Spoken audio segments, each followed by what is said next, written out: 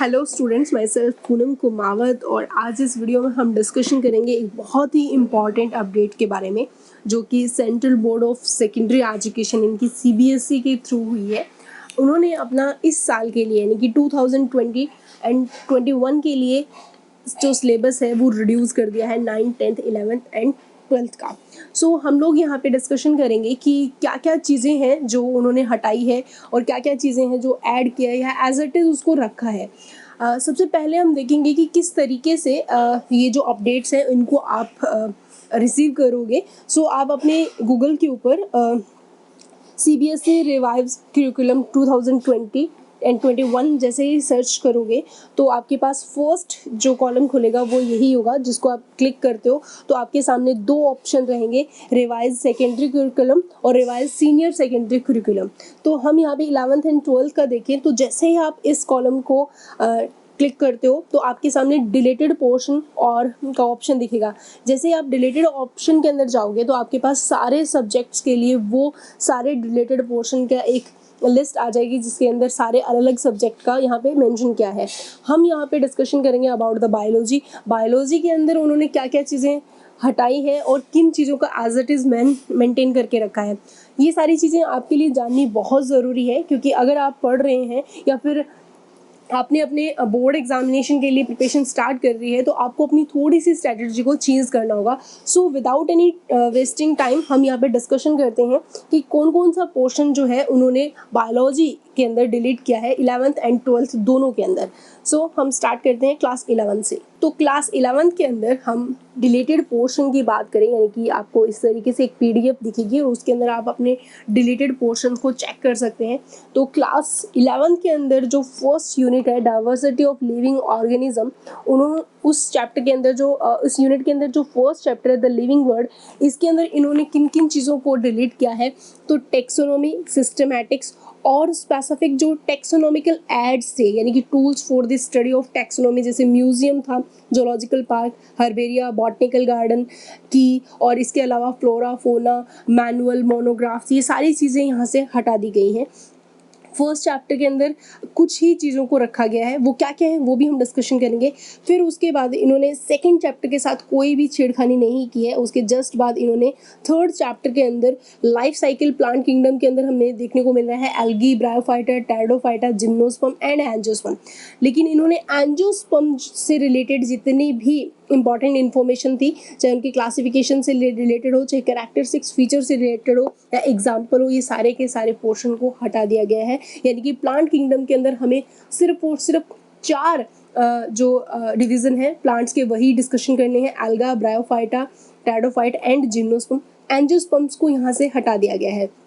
उसके बाद इन्होंने फिर 5th चैप्टर पे मॉडिफिकेशन किया है। 5th चैप्टर यानी कि second unit structural organisation in animal and plant की अगर हम बात करें तो यहाँ पे इन्होंने क्या किया है, इस चैप्टर के अंदर जो मॉर्फोलॉजिकल एंड मॉडिफिकेशन पार्ट थे, रूट, स्टेम, लीफ, फ्रूट और सीड, इन सब के जो मॉडिफिकेशन और इनसे रिलेटेड जितने भी एग्जाम्पल्स थे जो काफ़ी कॉम्प्लिकेटेड थे, बच्चों को याद करने में काफ़ी प्रॉब्लम आती थी, वो सारा पोर्शन यहाँ से हटा दिया गया है।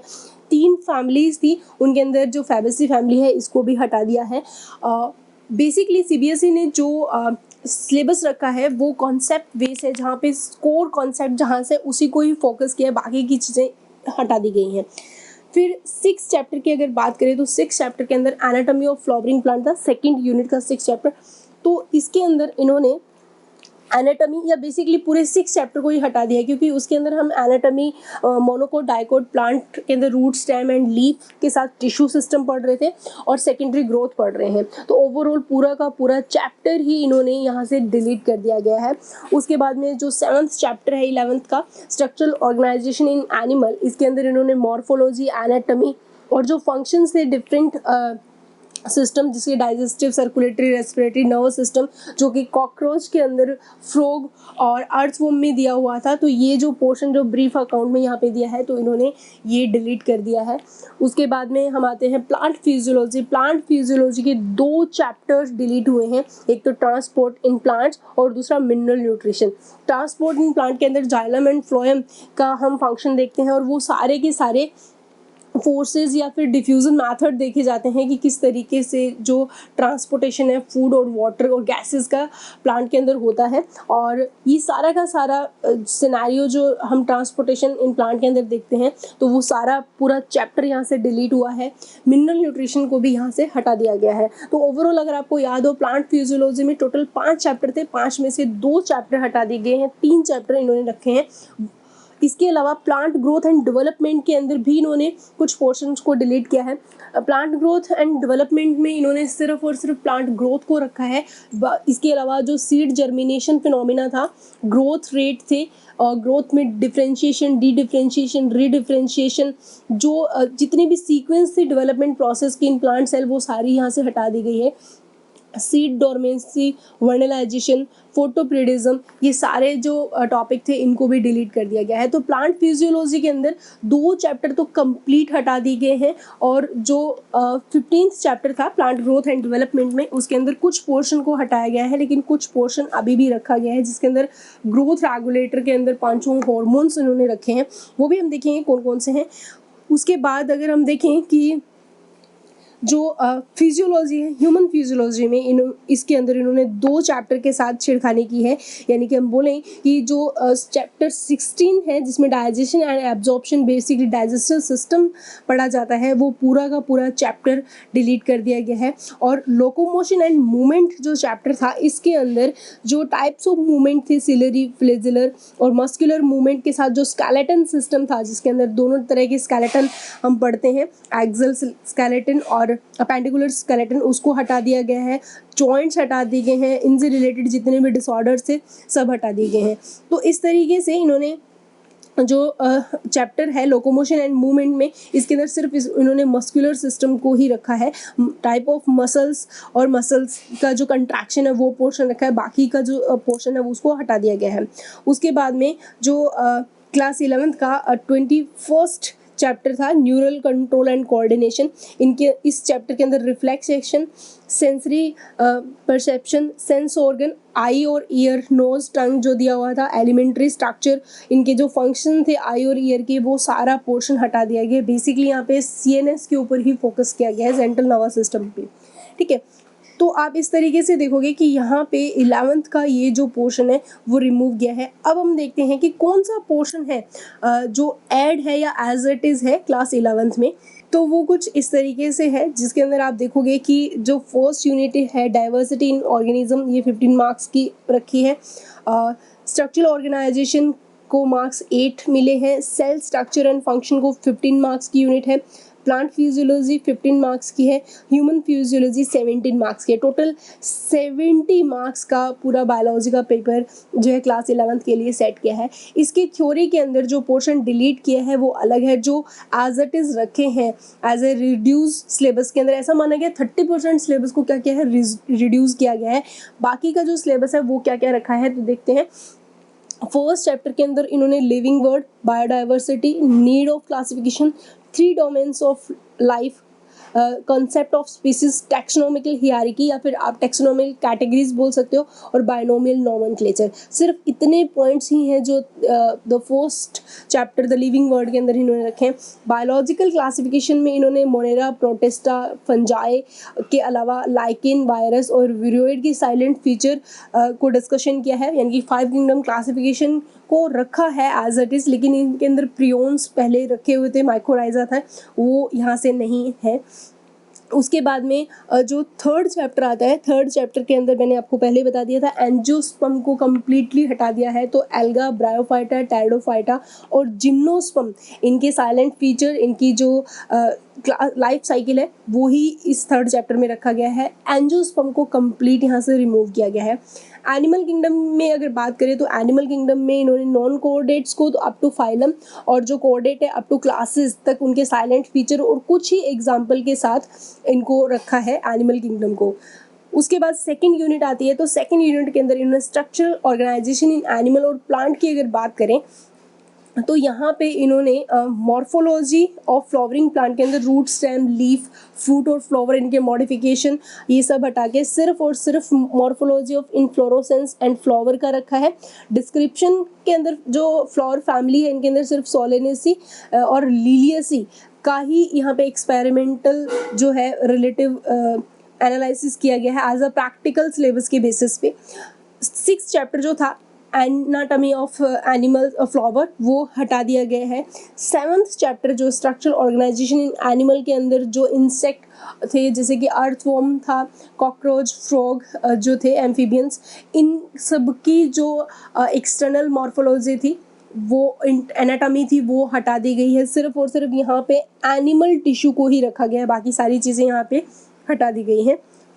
उसके बाद में जो cell structure and function 3rd unit है उसके साथ कोई भी मॉडिफिकेशन नहीं किया है, वो unit as it is maintain है, जिसके अंदर 1st चैप्टर में सेल से रिलेटेड सारे के सारे सेल ऑर्गेनेलीज उनकी स्ट्रक्चर को रिलेटेड डिस्कशन है, बायोमोलिक्यूल्स हैं और सेल डिवीज़न और सेल साइकिल जो है जिसमें माइटोसिस, मियोसिस और उनके सिग्निफिकेंस। तो 3rd यूनिट जो है क्लास 11th की एज इट इज़ है, उसके साथ कोई भी मॉडिफिकेशन नहीं हुआ है।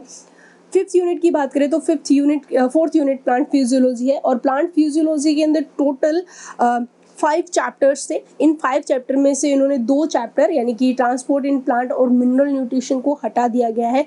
यहाँ पे सिर्फ और सिर्फ फोटोसिंथेसिस यानी कि 13 चैप्टर रखा है। हायर प्लांट्स के अंदर रेस्पिरेशन इन प्लांट्स रखा है जिसको एज सेलुलर रेस्पिरेशन बोल सकते हो, जिसके अंदर ETS था, ग्लाइकोलाइसिस, क्रेब साइकिल, ये जो पाथवेज थे ये पढ़ने हैं। और जो 15th चैप्टर है उसके अंदर सिर्फ ग्रोथ रेगुलेटर में ऑक्सिन, जिब्रेलिन, साइटोकाइनिन, इथाइलिन और एब्सिसिक एसिड को ही रखा गया है। तो ओवरऑल जो प्लांट फिजियोलॉजी में टोटल 5 चैप्टर में थे उनमें से सिर्फ 3 चैप्टर रखे हैं और जो 15th चैप्टर है उसका जो काफ़ी पोर्शन जो है यहाँ से डिलीट हुआ है। ह्यूमन फिजियोलॉजी की बात करें तो ह्यूमन फिजियोलॉजी में जो डाइजेस्टिव सिस्टम था कंप्लीट वो चैप्टर रिमूव कर दिया गया है, डिलीट कर दिया गया है। यहाँ पे सिर्फ ब्रीथिंग एंड गैसेज एक्सचेंज है, body fluid and circulation chapter है, excretory product and their elimination है। लोकोमोशन एंड मूवमेंट के अंदर स्केलेटन सिस्टम को पूरा हटा दिया गया है, सिर्फ स्केलेटन मसल, उनके अंदर कॉन्ट्रैक्टाइल प्रोटीन और मसल कंट्रैक्शन की जो फिनोमेना है उसी को ही रखा है, बाकी सारी चीज़ें यहाँ से हटा दी गई है। फिर जो आता है 21st chapter neural control and coordination, उसके अंदर इन्होंने जो सेंस ऑर्गन्स थे उनको हटा दिया गया है, रिफ्लेक्सेशन को हटा दिया गया था। यहाँ पे न्यूरॉन, नर्व्स और जो central nervous system, peripheral nervous system और विसरल नर्वस सिस्टम उनका जनरल इंट्रोडक्शन है और प्लस नर्व कंडक्शन की फिनोमेना है इसको ही रखा है। और जो लास्ट चैप्टर है हमारे पास केमिकल कोऑर्डिनेशन एंड इंटीग्रेशन, इसके अंदर इस चैप्टर के अंदर कोई भी छेड़खानी नहीं की गई है, एज इट इज़ यहाँ पे रखा गया है। तो यहाँ पे जितनी भी ग्लैंड्स हैं जो कि हार्मोन रिलीज़ करती है वो सारी ग्लैंड्स इस चैप्टर के अंदर डिस्कशन करनी होती है। तो इस तरीके से इन्होंने उन ग्लैंड और उन ग्लैंड से रिलेटेड जो उनके हाइपर सिक्रीशन से होने वाले डिसऑर्डर हैं वो भी इस चैप्टर के अंदर मेंटेन है। सो इस तरीके से क्लास 11th के अंदर कंप्लीट सिलेबस को रिवाइड किया गया है, रिड्यूस किया गया है, 30% सिलेबस जो है यहाँ पे रिड्यूस हुआ है। तो ये जो सेशन है वो कोविड-19 की वजह से काफ़ी छोटा रहेगा और इसी वजह से 30% सिलेबस जो है इस सेशन के लिए हटा दिया गया है। तो इस तरीके से स्टूडेंट आप जो भी प्रिपरेशन कर रहे हो, जैसे भी प्रिपरेशन कर रहे हो, इसके अंदर इस चीज़ को ध्यान में रखते हुए इन अपडेट्स को अच्छे से देखते हुए अपनी प्रिपरेशंस को कंटिन्यू करो। कहीं आप गलत टॉपिक या जो डिलीटेड पोर्शन है उसको तो नहीं पढ़ रहे हो, उसको छोड़ते हुए जो आपकी करंट अपडेट है उसको ध्यान में रखते हुए अपनी जो स्टडी की स्ट्रैटेजी है उसको मेंटेन करो, अच्छे से स्टडी करो। आप इस जो आपका रिड्यूस सिलेबस है इसके अकॉर्डिंग अपनी जो स्ट्रैटेजी है उसको मेंटेन करो। Best of luck for your exam, stay safe, stay healthy, thank you.